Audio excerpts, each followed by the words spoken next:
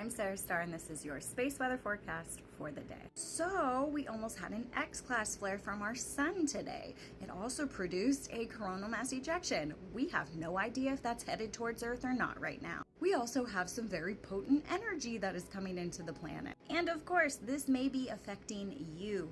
Are you not getting any sleep whatsoever this weekend? Always up in the middle of the night, constantly, the whole weekend, maybe the whole week actually. Before we talk about the really powerful M-class flare that we just had, let's talk about the planetary alignments for today. Because just hours ago, we had our potent new moon energy in Pisces lift off, and this marks the beginning of the end because times are changing. And within the next couple of weeks, you're going to see a really big difference within your realm and within your outer realm. And there's going to be a ripple of events that are going to unfold, very large events. So with our new moon, you may feel very low in energy today. You may feel very sleepy in energy today. However, there are still going to be epiphanies today. There are going to be a lot of new thoughts and ideas still popping up today.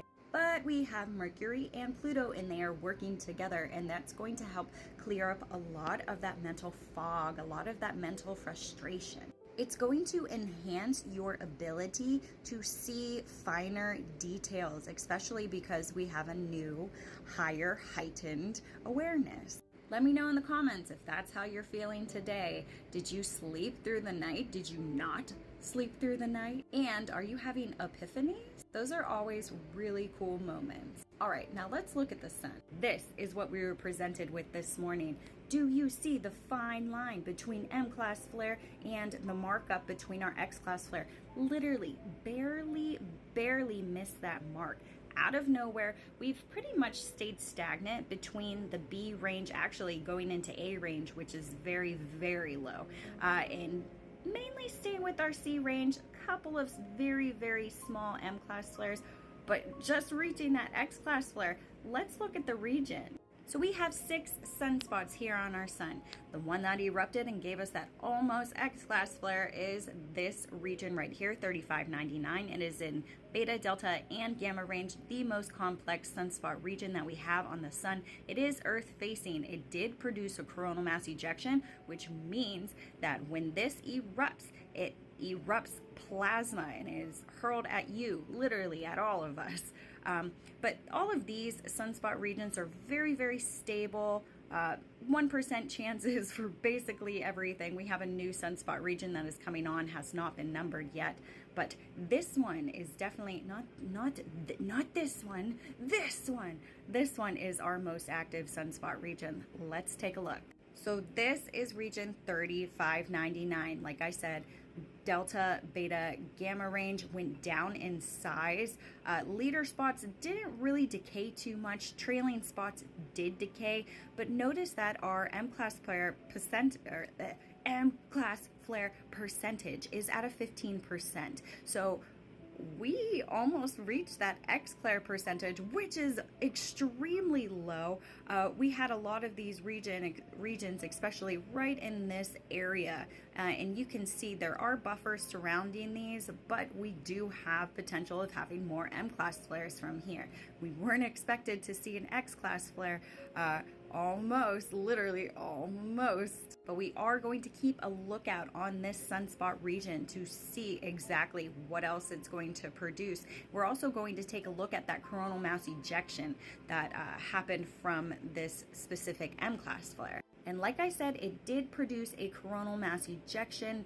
There is an analysis going on whether it is determined if there are Earth-directed components with this or not, but it just happened a little bit ago. The velocity, not so large, but let's look at that. Our velocity of this CME was around 700 kilometers per second, so not the fastest moving coronal mass ejection that we have had.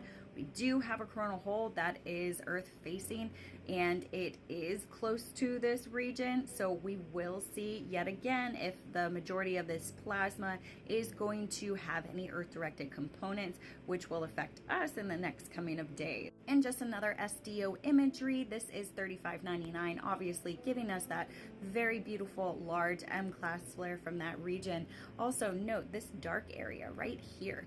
This is where our coronal hole is. And here is what our coronal hole looks like and how large it is. So it is Earth facing. Notice that yet again, our active region is right over here, right next to it. However, if the bulk of the plasma was heading this way and the coronal hole is heading this way, we will be expected to see some increases in our solar winds, producing maybe a geomagnetic storm, a G1 or a G2, a minor to a moderate, depending. Yet again, the analysis is still ongoing. I will keep you updated. And it did send us into a type 2 radio sweep. So these areas right here over Africa and the Americas were affected with their communication, GPS navigation, all those fun things. The absorption only stayed for a very, very short amount of time. It has died down thus since, but we will see throughout the day if the absorption kind of stays within our ionosphere or if it does dissipate.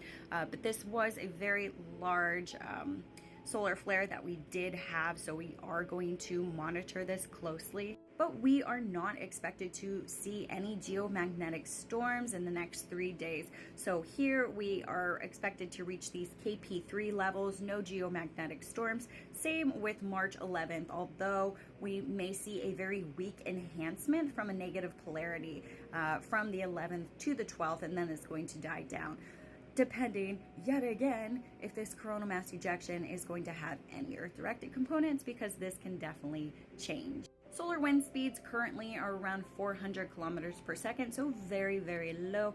No expected increases into the KP3 or 4 areas, just staying pretty much stagnant. Very, very low solar activity right now, except for the very large M-class flare that we just had. And here is our Schumann. So this is the frequency of Earth, which means the frequency of you. So today we've already reached a peak of 32. Frequency is low. It has not caught up to the light that we are receiving. So here's the energy for our new moon in Pisces. This is about the beginnings of an end, and you can kind of see that within our Schumann right now. Okay, so we have some collective purging going on, so these triggers might be persistent, especially with the lack of sleep and energy that we may have had with the mental frustration and fogness. Those triggers can kind of be prominent, so just hold off if you can, on flipping out on anybody. But just note that we are integrating a lot of this light. However, this really has to come out of the whole collective. And if you are one of those light workers or star seeds that transmutes this energy, make sure you're going out and grounding it, because it's very potent right now. The whole weekend is supercharged. So be aware of those triggers that may sneak up on you today. Yet again, if you feel super unrested, try to rest today, or ground, or get out in nature, something to help refocus and realign yourself if you're not able to function. Remember, times are changing, and within the next couple of weeks, you're not even going to recognize yourself. There's going to be a whole different thing going on for each and every one of us. And of course, the collective, we need to watch out for that, because yet again, disclosure is at a drip drop rate, but it is happening in the present moment now.